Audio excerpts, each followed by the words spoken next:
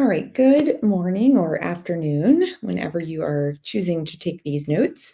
We're jumping into LT2, so we're starting a new learning target that's all about the microscopic anatomy of the skeletal system. So very much the world of histology. And think about, what we've done already are the big bones, things that are very easy to see. What we're doing now is stuff that's very, very small and deals more with the functions of the skeletal system that aren't like traditional movement and protection. Okay, so there are a couple of different types of bones or categories of bones. So you've learned the names of a lot of these bones, and now it's time to kind of group them.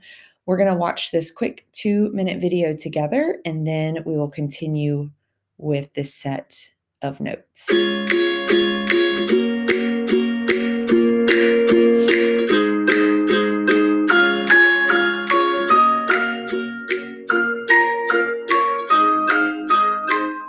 Many people think of the skeleton as a dull, lifeless collection of bones. But in reality, our bones are complex, living structures that constantly change to adapt to the stresses we place on them. The adult skeleton contains 206 different bones. Luckily, we can divide all of these bones into just 5 different categories based on their shapes: long bones, short bones, flat bones, irregular bones, and sesamoid bones. First, let's look at long bones. Long bones include the humerus and femur. These bones are attachment sites for muscles that move the body. Short bones are small and boxy and include the bones of the wrist and ankles. Short bones glide over one another, which is why our wrists and ankles can bend in multiple directions. Next are flat bones, like the cranial bones, sternum, and ribs. Flat bones surround and protect organs. For example, the cranial bones protect the brain, and the ribs and sternum protect the heart and lungs. Flat bones also provide a large surface area for muscle attachment. Fourth are irregular bones. These bones have complex shapes and include our vertebrae or backbones. Vertebrae surround and protect the spinal cord and are attachment sites for back muscles and ligaments. And finally, there are sesamoid bones. Sesamoid bones develop inside tendons, usually in the knee, hands, and feet. The patella bones, or kneecaps, are very large sesamoid bones that protect our knee joints. However, most sesamoid bones are actually very small and flat, about the size of a sesame seed. Thanks for watching. Subscribe to my YouTube channel. Okay, so those are the 5 categories with a little bit of an intro into each. So the notes hopefully make a little more sense as we go through them. So this section on your notes packet, I know you have this diagram, which shows us 4 of the 5 types of bones, and then you have some blank space. So in the blank space, I would encourage you to write small in this section, because we have 2 slides worth of content here. So here comes our first slide. Long bones, like they talked about, long bones are primarily found in the appendicular bones, our appendages. They will form joints on either end of the long bone.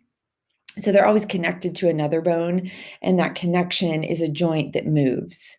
So examples here would be the femur, the humerus, even your fingers, your phalanges are examples of long bones.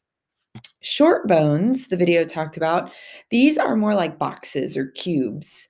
They really are in positions that don't allow for a ton of movement between bones. So examples being your wrist and your ankles, your carpals and your tarsals. Flat bones are, as the name suggests, very flat and thin. That's a typo. That should read thin, not this. Thin and slightly curved. These are protecting internal organs. So the video gave you an example of your cranium, which is protecting your brain, but other examples of flat bones are our ribs and our sternum. We'll see in a little bit, probably our next class, that flat bones are a storage site for the kind of bone marrow that helps to make our red blood cells. So that is an important kind of characteristic of a flat bone. The fourth category is called an irregular bone. To me, this is sort of a catch-all category. These are the types of bones that don't meet the criteria of a long, short, or flat, and so they kind of get lumped into this category. And an example of this would be a vertebrae. A type of irregular, so like a subcategory, which the video gave its own group of an irregular bone, is a sesamoid bone, and that is a bone that actually grows and develops within a tendon, an example of which is your patella. So those are the 5 different primary categories of bones. Now I want to talk to you about something called the osseous matrix before we move on. So our next slide, but still within this section of notes, addresses the osseous matrix. That's a really fancy term for what we would call bone tissue. So the osseous matrix is actually made of 2 different components. One part of the matrix is living cells, the other part of the matrix is non-living. And so we get these words called organic and inorganic to help us distinguish the 2 parts. So the majority of your bone tissue, osseous matrix, is actually non-living. So 2/3 of the matrix is inorganic. These are the minerals and salts that really make our bones strong, but not necessarily the cells that exist within our bone tissue. So as you will see today, you have living cells that will build this inorganic matrix. It's almost like a scaffolding that calcium, salts, minerals can stick to create the hardened structure of the bone.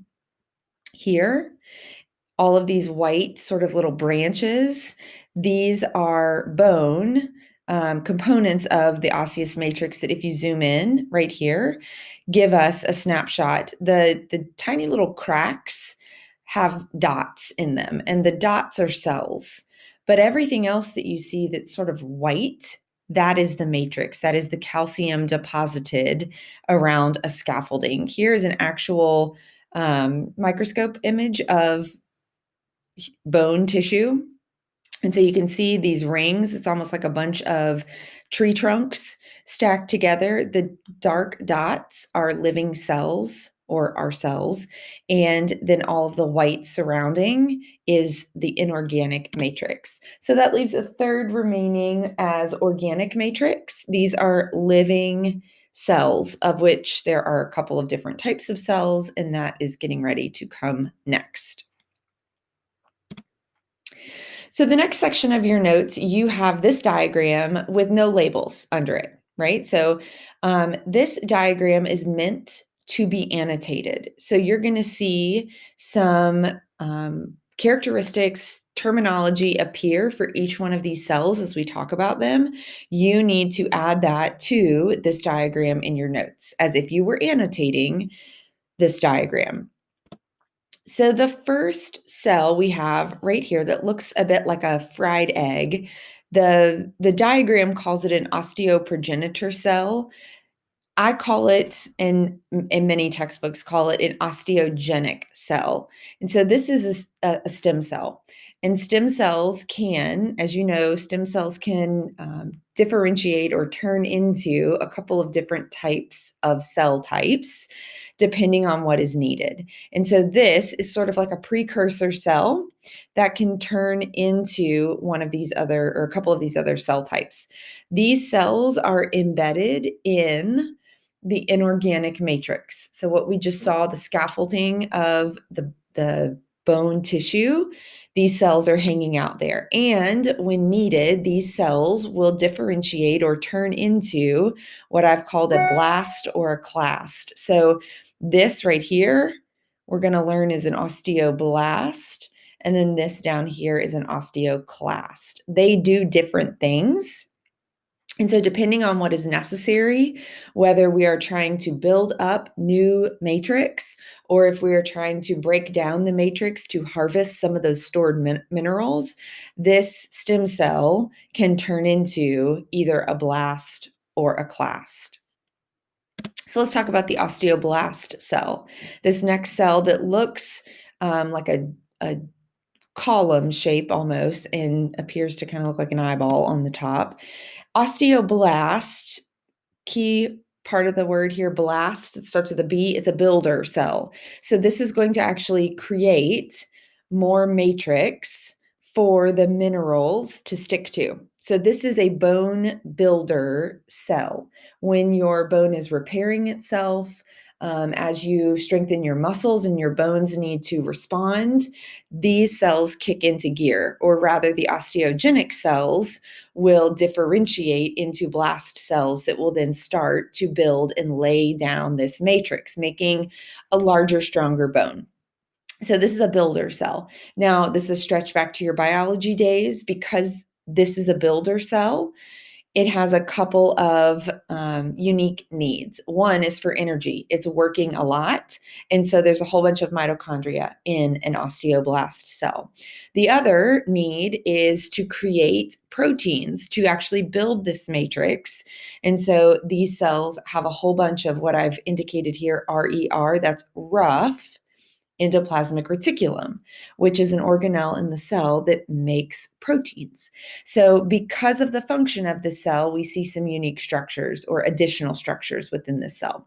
So this cell is going to set to work building matrix. And the way that it builds matrix is that it makes a protein and then it secretes it. And so imagine this cell is just constantly pushing out proteins to build a matrix. Eventually, this cell will have pushed out so many proteins that have locked into place that it will trap itself in its own matrix that it has created. And so a trapped cell now is considered or called an osteocyte. And so this is a former blast cell that has basically walled itself into the bone matrix. And so I've written here that it's a blast cell that has been trapped in the matrix. It takes on a new name. It's now called an osteocyte, and you can see its shape changes. These arms extend out, and there's a purpose for that. Consider that this cell is trapped, and so these arms are extending out to possible nutrient sources. Because the cell itself cannot move towards a nutrient source, we would also call this a mature bone cell. And so there's a really nice progression here, which is why you see the arrows. Here's the stem cell that, when triggered to build bone, turns into an osteoblast, that once it has built its bone and kind of isolated or walled itself into position, converts into an osteocyte. There's no arrow connecting this last cell type because it's not part of the progression. This is an osteoclast. And oh goodness, that should read this word, an osteoclast cell. Now, an osteoclast is another cell that I have lost my mind, y'all. That whole text box is just a copy and paste of an osteocyte. Okay, listen to my words and not necessarily what is popping up here on the screen. An osteoclast cell, which to me looks a little bit like if you've ever seen that cleaning product called Scrubbing Bubbles. This looks like the Scrubbing Bubbles thing on the commercials. This is not a builder, but this is a breakdown cell.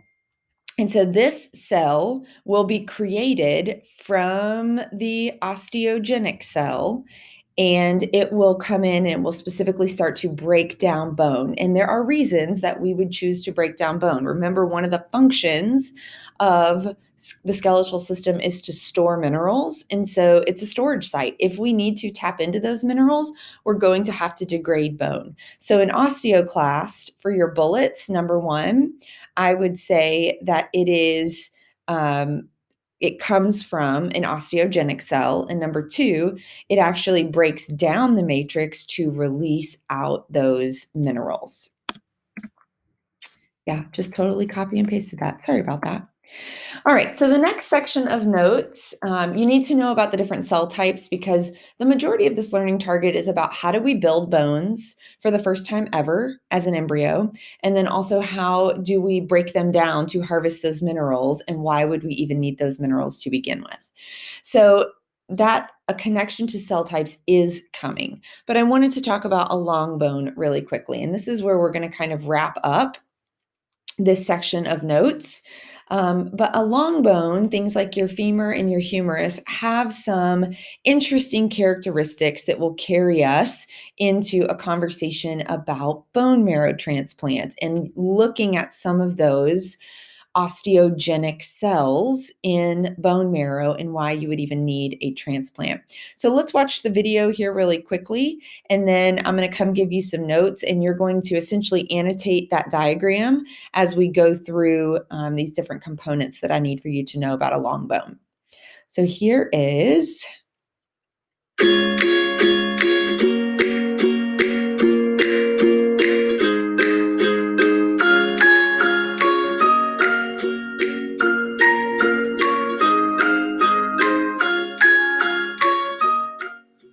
In a previous video, I discussed the fact that all of our bones can be classified into just 5 different categories based on their shape: long bones, short bones, flat bones, irregular bones, and sesamoid bones. In this video, I'll discuss the anatomy of a typical long bone, like for example, the humerus. Let's first look at the external anatomy of a long bone. The elongated central part of a long bone is called the diaphysis. At each end of the diaphysis is an enlarged area of bone known as the epiphysis. The diaphysis is connected to the epiphysis by a thin segment of bone known as the metaphysis.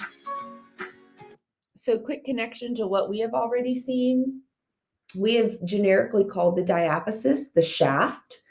We have called one of the epiphyseal ends the head of the humerus or the head of the femur. And we've called the metaphysis, we have called that the surgical neck. The surfaces of the epiphyses, where bones form a joint, are covered with a thin layer of articular cartilage. Articular cartilage reduces friction and absorbs shock when bones move in a joint. The rest of the external surface of a long bone is covered with periosteum, a tough connective tissue sheath. The periosteum is divided into 2 layers: an outer fibrous layer of dense irregular connective tissue that protects bone, and an inner osteogenic layer that contains bone-forming cells. If we cut the humerus in half lengthwise, we can examine the internal anatomy of a long bone. The wall of the diaphysis is made of dense or compact bone. Compact bone is incredibly strong and protects and supports bone. Lining the inside of the compact bone is a thin membrane called the endosteum. It contains bone-forming cells, as well as some connective tissue. The hollow cylindrical space in the middle of the diaphysis is called the medullary cavity. In an adult, this cavity is filled with yellow bone marrow, which is mostly made of fat cells. The epiphyses are made of spongy bone, which is lightweight and made of a latticework of irregular sheets of bone called trabeculae. Filling the spaces between these trabeculae is red bone marrow. Red bone marrow is mostly composed of developing red and white blood cells and platelets. Thanks for watching. Okay, so all of that hopefully will help us as we continue this next section. So if you're looking at your notes, it's just a big giant diagram of a long bone with sections pulled out. you're going to annotate that diagram. So not only we're accomplishing two things at the same time, you're going to label key components, but then under the labeling, you're going to add in a function or an additional note about that particular region. So first, we need to label on the long bone structure, you need to label the two epiphyses. So there is a proximal epiphyses, which is the portion with the head, and then there is a distal epiphyses. So take a second and label the two epiphyses on your diagram. Make sure that you're calling them correctly, proximal and distal. And then here are a couple of notes to write. You could choose either one of them because the notes apply to both. You could write these under the term that you just labeled. So epiphyses contain, like the video said, spongy bone. Spongy bone is named for what it looks like. It looks like a sponge. There's lots of little pores and holes and cavities that bone marrow sits in. It is also, your epiphyseal ends are covered in something called articular cartilage. Articular cartilage is specifically a type of cartilage that comes from embryonic development. It's called hyaline cartilage, and it's there on the places of the bones that are going to articulate or connect to other bones. And so this type of cartilage is there to reduce friction and to aid in joint movement. The next section that we're going to label on your long bone is the diaphysis. So we have formerly called this the shaft. You need to indicate this on your diagram now as the diaphysis. So here you can see the large middle region. We're not going to worry about the metaphysis components, so just diaphysis here. Now, interesting about the diaphysis, it doesn't have spongy bone. It has very hard, compact bone that can also be referred to as cancellous bone. And you can see it right here. It does not have little holes in it like the spongy bone areas do. Goodness, here come all of the emails. So the diaphysis is made of hard bone, and we'll come back to this hollow cavity that exists within it. The other thing that I want you to label on the large bone is something called the epiphyseal line or the epiphyseal plate, depending on how old you are. So this, we learned about this in LT1. This is a growth plate. So here it is. You can see this line right here that sort of separates the two pieces of spongy bone before we get into the main diaphysis. This is a piece of cartilage that ossifies or turns into bone as we age. And so this would be an adult or a fully ossified epiphyseal plate that is referred to as a line. But if we still saw a little bit of cartilage in there, that would indicate a younger person whose line hasn't fully formed, hasn't really turned into a solid piece of bone. On the next set of terms, you're going to focus on the portion of the diagram that looks like this. Okay, so there's a medullary cavity. The medullary, as I say that, here's medullary cavity labeled up here on this one. The medullary cavity, which the video called the medullary, I chalk that up to a difference in pronunciation, accent versus less of an accent. I don't know what I'm trying to say. I call it medullary cavity. That's how I've learned it. That's how anybody around here will refer to it. It's a hollow cavity in the diaphysis. So number one, make sure you've labeled the medullary cavity. You can label it here, or you can label it over here on your short diagram. It's filled with yellow bone marrow. So there's a difference. You have two different kinds of bone marrow. We're going to talk about those two different kinds. This is filled with yellow bone marrow. And lining this cavity is connective tissue, a bit of a membrane that's called the end ostium. So here is that word right here, the end ostium.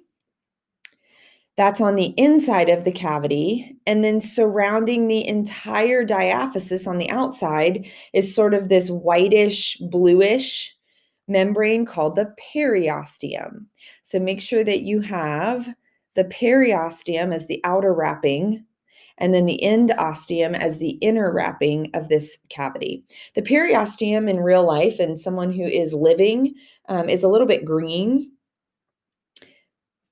and that diagram doesn't exactly portray that. Right underneath the periosteum are a whole bunch of, if that would go away, a whole bunch of osteogenic cells. So they're just waiting. They're waiting for their marching orders, but they exist, like the video said, right underneath the periosteum, hanging out there, ready to be called into action, ready to be given instructions to turn into blasts or classed cells. Still using this diagram, let's talk about these little stringy thing called Sharpey's fibers. Here they are, these little stringy cobwebby things.